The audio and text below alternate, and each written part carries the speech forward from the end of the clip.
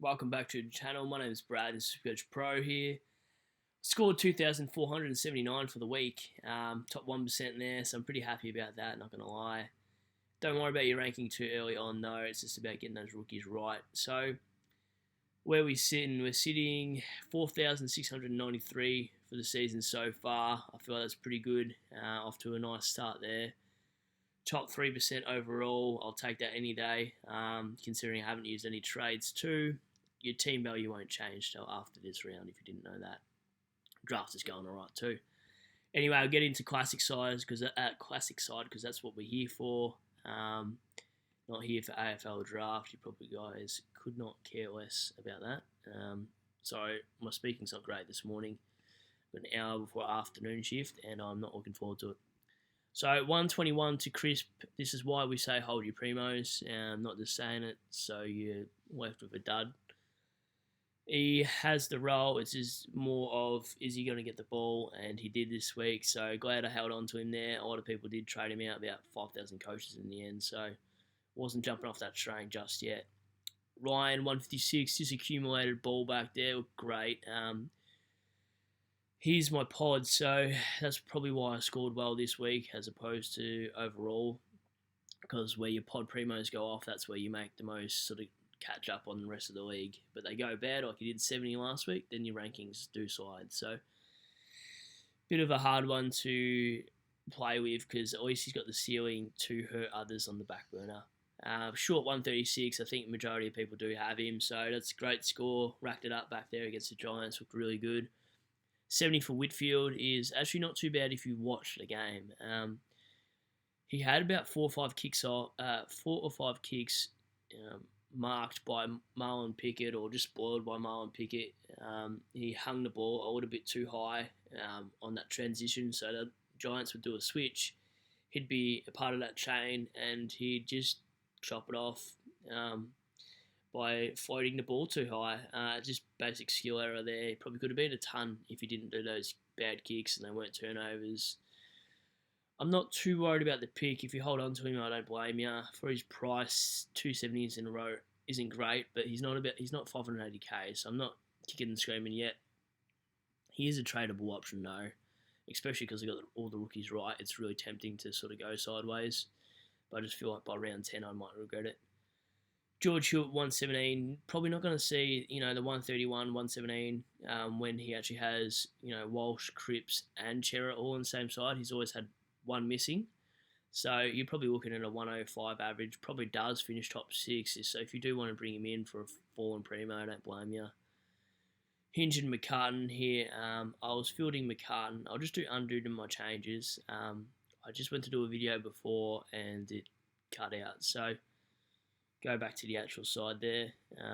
That was on the weekend anyway. So Captain DeConning had McCartan as my emergency there and took the McRae 142 unfortunately, because a lot of people did Captain Neil if they were being greedy over the McRae score.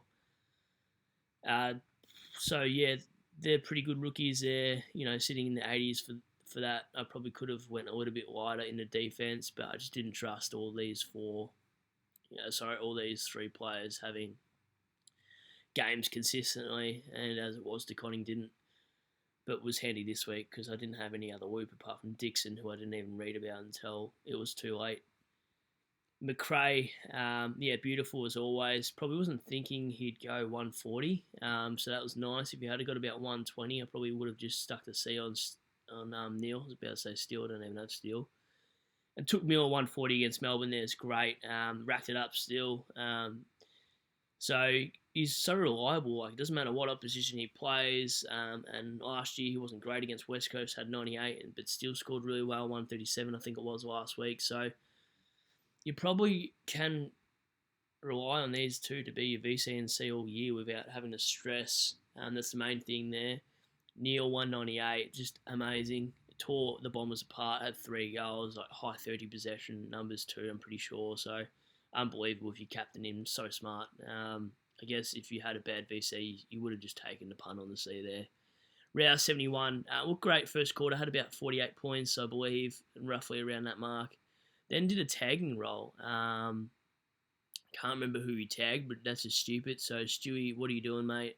Don't stress us out. For 342, I'm not going to sideways Real. What's the point? He's going to have big games and then not so big games and probably just even himself out anyway to about 100 mark. And just you're probably going to upgrade him at the end of the season. People saying, it'd be a nice M8, but I'd probably rather a Brayshaw or someone instead of his position. Berry, 76, also did a tagging role, if you didn't know, against Zach Merritt, I believe. So I led him to the ball, which is probably a handy thing if he's playing a tagging role because it means he's actually going to be around it. 76 I'll probably take every day of the week for a guy at 268. And then Will Brodie there, 101. That's fantastic for Brodie.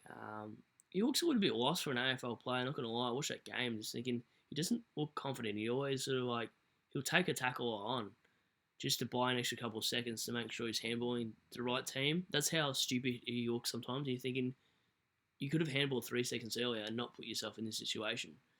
So his awareness is really worrying for a bloke that's played a fair bit of AFL and VFL games. Does he play when Fife returns? That's up to the coaches, and hopefully by then he's made enough money and we can just get rid of him at 400,000.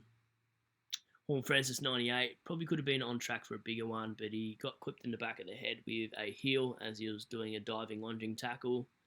Really stressed me out. I thought he was going to be subbed out, but by that stage I think Taron Thomas was already subbed out, so that was lucky there. He didn't get a concussion either, so he could have actually had about 110. So if you don't have him, what are you doing? I know there is people who don't have him. You just think, why? Dacos, 53, probably didn't see that bad score coming considering, they won.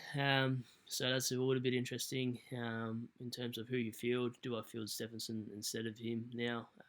Ward and McDonald are definitely not guys I'm going to field. Onto the midfield. By the way, he played really well on the weekend, hence that score. Onto the ruck. I think this was the ruck combo to go for so far this year. Gawn didn't do great SuperCoach-wise. Darcy got injured on a 70. So I think this is the best combo. And I started with it, so I'm proud of that. And I jumped on English because, Steph Martin's on his last leg. So I thought that was the most logical reason. He'll play forward and I can grab a cheap Darcy or cheap Gawn if I even want to at that stage. And Nat Nui wasn't the pick either because he got COVID protocol. So feeling good about this ruck line. Gloating, yep, but that's fine. 200 isn't a great score for ruck, but considering all the other options, it is. Using cruise control and English, what are you going to do? It's English. Dunkley, 97, you'll take that. And Butters, 136. Just, he's the Heaney sort of pick without the goals. So he would be great to have like a Heaney along the side of him and have an absolute stacked forward line, but this year just couldn't justify that with all the good rookies in the forward area anyway. Cogs, 99, was probably on track for a 150, but then Richmond came hard in the last half, and they always looked like a 4 or 5 goal better team anyway, so, I thought, I thought his score wouldn't be as good in that back half. I knew he'd get scaled down a little bit there. Terry, 120, that's fantastic. Played against a non-West Coast side. I don't even know who the ruckman he was up against. Maybe someone like a Bailey J. Williams and somebody else. So he was always going to play that role. He'll definitely get ruck status. Probably a guy, if you missed him, you'd probably want to jump on him. I wouldn't be sidewaysing anyone in Noisels and McGovern. Rochelle, 58, whatever, you'll take that. He's a small forward. I think he only kicked 1 goal. So as that as a floor as a small forward, it's better than a 30. So and every given week, I probably don't really want to field him. I'll show you what I'll do instead. Hayes, 68. He's probably not going to score well when Ryder comes back, not going to lie. Marshall was taking most of the contests there, so that's very concerning that he didn't get what he got last week. I was hoping he'd get at least 80 there, but didn't even get scaled. And 40 for McGovern. I think this is going to happen if he's playing a little bit more locked down. So I'm not too concerned. I'll show you the side going into the round here, what I'm thinking. Probably just going to play McCartan there. I'm not going to make him my captain. I don't want to have 2 emergencies.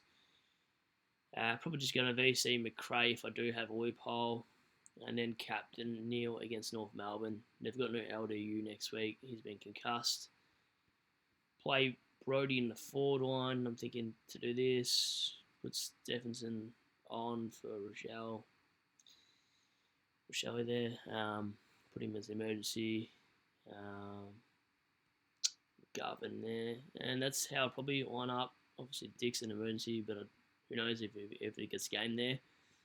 And that's the side. It's a very solid side. I probably don't need to make any trades. I do have a few ideas that we'll go into the preview on Wednesday. But yeah, that looks great. Got all the right rookies there. Flying top 5K by round 2 is where you want to be, really. A lot of people don't say, a lot of people do say don't worry about your ranking, which is true this time around because there will be a lot of fluctuation for the first 5-6 rounds anyway. You just really need to trade well during the season, to be honest, and start the right rookies, and you go a long way in SuperCoach. And you just need a bit of luck too, honestly. A lot of it does come down to luck, especially COVID outs. So that's the team. Scored really well. If you guys want any trade advice in the comments or any VC options, I'm more than happy to answer them in the comments below. Hope you guys had a good weekend. Hope your team popped off. Let me know what you scored in the comments. I'd be really interested to know. Even chucking your rank down there, because it'd be really nice to know if there's anyone in the top, let's say top 1,000. All right, I'll catch you on the next one. Hope you have a good day.